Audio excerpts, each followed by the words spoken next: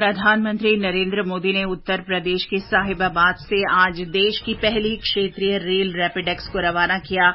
आम जनता के लिए ये रेल सेवा कल से उपलब्ध होगी। राष्ट्रपति द्रौपदी मुर्मू ने युवाओं से अपनी प्रतिभा का सदुपयोग करने की अपील की। मिजोरम और छत्तीसगढ़ में विधानसभा चुनाव के पहले चरण के लिए नामांकन दाखिल करने का काम संपन्न। इजरायल के विदेश मंत्री एली कोहेन और उन देशों के राजदूतों ने बैठक कर ऐसे सभी लोगों को तुरंत रिहा करने का आह्वान किया जिन्हें हमास ने बंधक बना रखा है।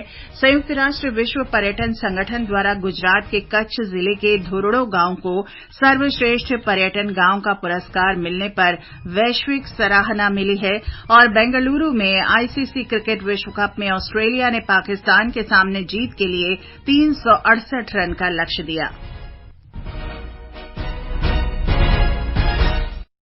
समाचार संध्या के साथ मैं चंद्रिका जोशी। प्रधानमंत्री नरेंद्र मोदी ने उत्तर प्रदेश के साहिबाबाद से देश की पहली क्षेत्रीय रेल रैपिडेक्स को आज रवाना किया। श्री मोदी ने देश के पहले क्षेत्रीय रैपिड ट्रांजिट सिस्टम आरआरटीएस के प्राथमिकता खंड का भी उद्घाटन किया। पहले चरण में 17 किलोमीटर की दूरी है, जिसमें साहिबाबाद से दुहाई डिपो तक की यात्रा मार्ग है और इस मार्ग पर गाजियाबाद, गुलधर और दुहाई स्टेशन हैं। प्रधानमंत्री रैपिडेक्स ट्रेन पर सवार भी हुए। इसका नाम नमो भारत रखा गया है। साहिबाबाद में एक सार्वजनिक कार्यक्रम में प्रधानमंत्री ने कहा कि देश की पहली रैपिड रेल सेवा नमो भारत को राष्ट्र को समर्पित करना समूचे देश के लिए ऐतिहासिक क्षण है। उन्होंने कहा कि नमो भारत रेल नई यात्रा और नए भारत के संकल्पों को परिभाषित कर रही है। प्रधानमंत्री ने कहा कि नमो भारत रेल भारत के उज्जवल भविष्य की झलकी है। इसमें आधुनिकता, द्रुत गति और आश्चर्यजनक रफ्तार है। आज पूरे देश के लिए एक ऐतिहासिक क्षण है। आज भारत की पहली रैपिड रेल सेवा नमो भारत ट्रेन राष्ट्र को समर्पित हो रही है। नमो भारत ट्रेन में आधुनिकता भी है, गति भी है, अद्भुत स्पीड भी है। ये नमो भारत ट्रेन नए भारत के नए सफर और नए संकल्पों को परिभाषित कर रही है। प्रधानमंत्री ने कहा कि इस ट्रेन में ड्राइवर से लेकर बाकी सभी कर्मचारी महिलाएं हैं।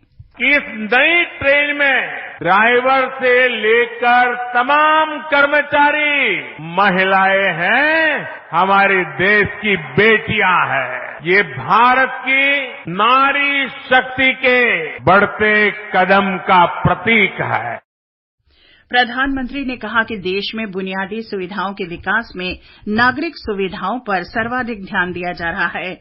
उन्होंने कहा कि आज का भारत चंद्रयान चंद्रमा पर उतर गया।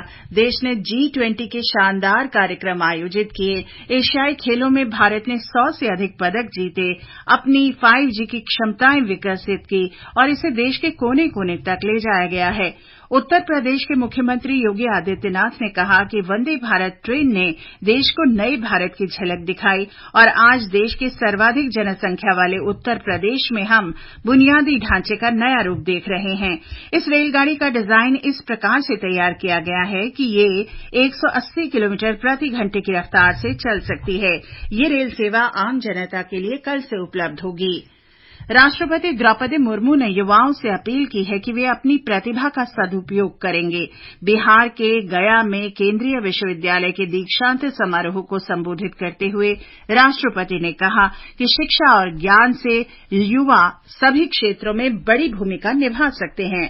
भारत के प्रतिभाशाली तथा परिश्रमी युवा विश्व की अनेक अर्थव्यवस्थाओं को तथा उन देशों में ज्ञान विज्ञान की प्रगति को अमूल्य योगदान दे रहे हैं। शीघ्र ही विश्व की तीसरी सबसे बड़ी अर्थव्यवस्था बनने का हमारा राष्ट्रीय लक्ष्य है। इस लक्ष्य को प्राप्त करने में हमारी युवा पीढ़ी का महत्वपूर्ण योगदान होगा। वित्त मंत्री निर्मला सीतारमण ने कहा है कि प्रधानमंत्री जनधन योजना देश में वित्तीय समावेश के सबसे बड़े माध्यम के रूप में उभरी है।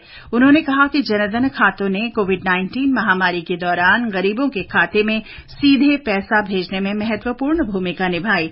आज नई दिल्ली में कौटिल्य आर्थिक सम्मेलन 2023 में वित्त मंत्री ने डिजिटल व्यवस्था के महत्व का उल्लेख करते हुए कहा कि इससे पारदर्शिता बढ़ी है और नागरिकों का सशक्तिकरण हुआ है। ये समाचार हमारी वेबसाइट newsonair.gov.in/हिंदी और हमारे mobile app news on AIR पर भी उपलब्ध है। ये आकाशवाणी है। मिजोरम में विधानसभा चुनाव के लिए नामांकन पत्र दाखिल करने के अंतिम दिन आज 174 उम्मीदवारों ने पर्चे भरे। मुख्यमंत्री जोरमथंगा ने आइजोल पूर्व से नामांकन पत्र भरा। नामांकन पत्रों की जांच कल होगी। इस बीच राज्य में राजनीतिक दल के नेता मतदाताओं को लुभाने के लिए चुनाव प्रचार में जुटे हैं। 40 सदस्यों वाली मिजोरम विधानसभा चुनाव के लिए 7 नवंबर को मतदान होगा। मिजोरम में इस बार बहुकोणीय मुकाबले को देखते हुए चुनाव काफी दिलचस्प माना जा रहा है। पहले विधानसभा चुनाव में मुकाबला मुख्य तौर पर कांग्रेस और मिजो नेशनल फ्रंट के बीच हुआ करता था, पर इस बार चुनाव में भारतीय जनता पार्टी, कांग्रेस, सत्तारूढ़ Mizo national front, Joram people's movement के अलावा आम आदमी पार्टी पहली बार उम्मीदवार खड़े कर रही है। इसके अतिरिक्त स्वतंत्र उम्मीदवार भी चुनाव मैदान में अपना भाग्य आजमा रहे हैं। 10 से अधिक महिला उम्मीदवारों ने भी नामांकन दाखिल किया है। आइजोल से गिनगांते की रिपोर्ट के साथ समाचार कक्ष से प्रियंका अरोड़ा। छत्तीसगढ़ विधानसभा चुनाव के पहले चरण के लिए नामांकन पत्र भरने का भी आज अंतिम दिन था। छत्तीसगढ़ विधानसभा के पहले चरण के लिए 20 सीटों पर अब तक कुल 127 उम्मीदवारों ने पर्चे दाखिल किए हैं। दूसरे चरण की अधिसूचना कल जारी होगी। एक रिपोर्ट। भाजपा के वरिष्ठ नेता और केंद्रीय मंत्री अनुराग सिंह ठाकुर ने आज बीजापुर में, तो केंद्रीय स्वास्थ्य मंत्री मनसुख मांडविया ने दंतेवाड़ा तथा नारायणपुर में आम सभाओं को संबोधित किया। केंद्रीय सूचना प्रसारण तथा खेल और युवा मामले मंत्री अनुराग सिंह ठाकुर ने बीजापुर में एक चुनावी सभा को संबोधित करते हुए कहा कि केंद्र की मोदी सरकार ने आदिवासी जनों की भावनाओं का सम्मान करते हुए उनकी अपनी बोली हल्बी और गोंडी में आकाशवाणी से समाचार शुरू किए हैं। दूसरी ओर राज्य के मुख्यमंत्री भूपेश बघेल ने आज जगदलपुर में चुनावी सभा को संबोधित करते हुए अपनी सरकार की उपलब्धियां बताने के साथ ही भाजपा पर कई आरोप लगाए। विकल्प शुक्ला, आकाशवाणी समाचार, रायपुर। दिल्ली में भारतीय जनता पार्टी के मुख्यालय में केंद्रीय चुनाव समिति की बैठक चल रही है। पार्टी के वरिष्ठ नेता इसमें भाग ले रहे हैं। केंद्रीय चुनाव समिति द्वारा मध्य प्रदेश और राजस्थान में आगामी विधानसभा चुनावों के लिए उम्मीदवारों के नामों को अंतिम रूप देने की संभावना है। केंद्रीय सहकारिता मंत्री अमित शाह ने कहा है कि राष्ट्रीय उपभोक्ता सहकारी संघ लिमिटेड एनसीसीएफ को वर्ष 2027-28 तक 50,000 करोड़ रुपए का सकल कारोबार करने के लक्ष्य को प्राप्त करने के लिए आत्मनिर्भर बनना चाहिए। नई दिल्ली में एनसीसीएफ के निदेशक मंडल को संबोधित करते हुए श्री अमित शाह ने कहा कि संघ को अगले 10 साल में आत्मनिर्भर सहकारिता संघ बनाने के बारे में प्रारूप तैयार करना चाहिए। उन्होंने कहा कि एनसीसीएफ सहकार से समृद्धि की प्रधानमंत्री मोदी की परिकल्पना को पूरा करने में महत्वपूर्ण भूमिका निभा रहा है। केंद्रीय सूचना और प्रसारण मंत्री अनुराग सिंह ठाकुर ने आज छत्तीसगढ़ के जनजातीय बहुल बस्तर संभाग के बीजापुर में एक चुनावी सभा को संबोधित किया। उन्होंने कहा कि केंद्र की मोदी सरकार ने जनजातीय लोगों की भावनाओं का सम्मान करते हुए उनकी अपनी बोली हल्बी और गोंडी में आकाशवाणी से समाचार शुरू किए। साथ ही देश के जनजातीय और दुर्गम इलाकों में एफएम ट्रांसमीटर भी लगाए जा रहे हैं। केंद्रीय मंत्री स्मृति ईरानी ने कहा है कि केंद्र सरकार की किसान सम्मान योजना से तेलंगाना में 35 लाख किसानों को लाभ हुआ है और उन्हें 9,000 करोड़ रुपए दिए जा चुके हैं। केंद्रीय मंत्री आज सिद्दीपेट जिले के दुबाका विधानसभा क्षेत्र में नारी शक्ति वंदन महिला सम्मेलन कार्यक्रम को संबोधित कर रही थीं। समाचार संध्या में आपका फिर स्वागत है। इजराइल के विदेश मंत्री एली कोहेन और हमास द्वारा बंधक बनाए गए लोगों के देशों के 22 राजदूतों और राजनयिकों ने बैठक कर इन लोगों को तुरंत रिहा करने को कहा है। उन्होंने बंधकों की स्थिति की पुष्टि के लिए अंतर्राष्ट्रीय रेड क्रॉस की टीम को वहां जाने की अनुमति देने की मांग की। श्री कोहेन ने देशों से सभी अपहृत नागरिकों को छुड़ाने के लिए हमास पर अंतर्राष्ट्रीय दबाव बनाने को कहा है।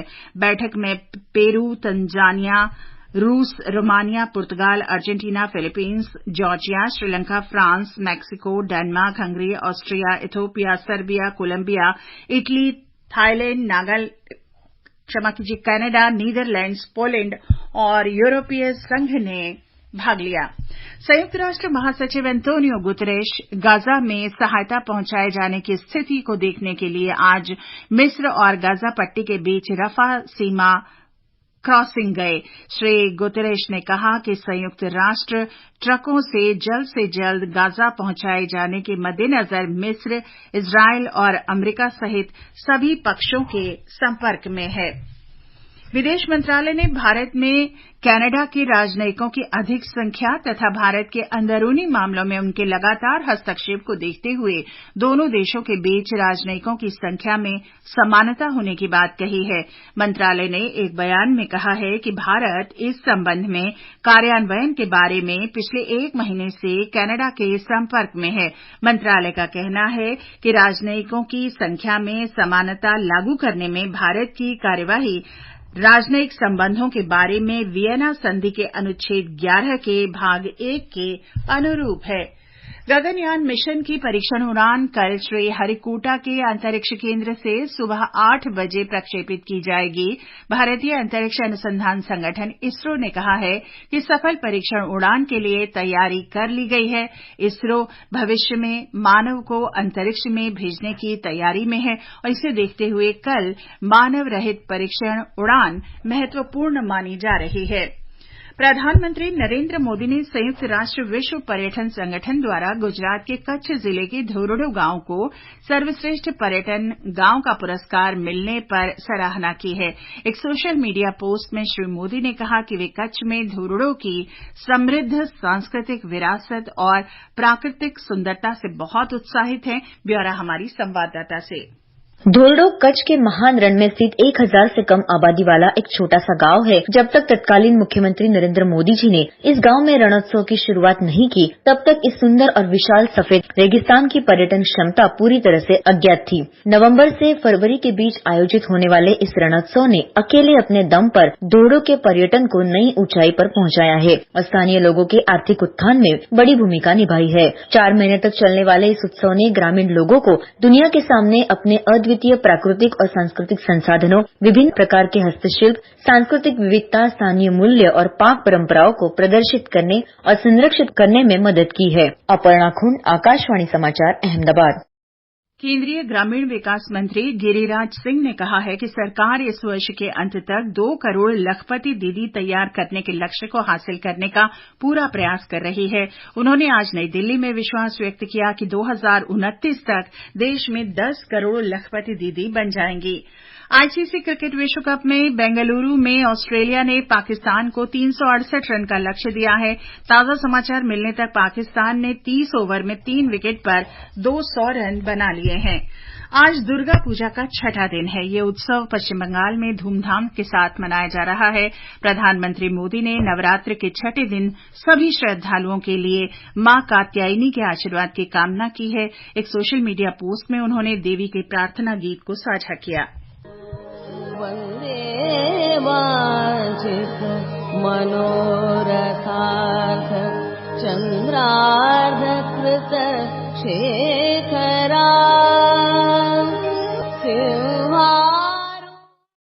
पूजा उत्सव का समापन 24 अक्टूबर को विजयदशमी के दिन नदियों और जलाशयों में मूर्तियों के विसर्जन के साथ होगा। और अंत में मुख्य समाचार एक बार फिर। प्रधानमंत्री मोदी ने उत्तर प्रदेश के साहिबाबाद से आज देश की पहली क्षेत्रीय रेल रैपिडेक्स को रवाना किया। आम जनता के लिए ये रेल सेवा कल से उपलब्ध होगी। राष्ट्रपति द्रौपदी मुर्मू ने युवाओं से अपनी प्रतिभा का सदुपयोग करने की अपील की। मिजोरम और छत्तीसगढ़ में विधानसभा चुनाव के पहले चरण के लिए नामांकन दाखिल करने का काम नाम संपन्न इजरायल के विदेश मंत्री एली कोहेन और उन देशों के राजदूतों ने बैठक कर ऐसे सभी लोगों को तुरंत रिहा करने का आह्वान किया जिन्हें हमास ने बंधक बना रखा है।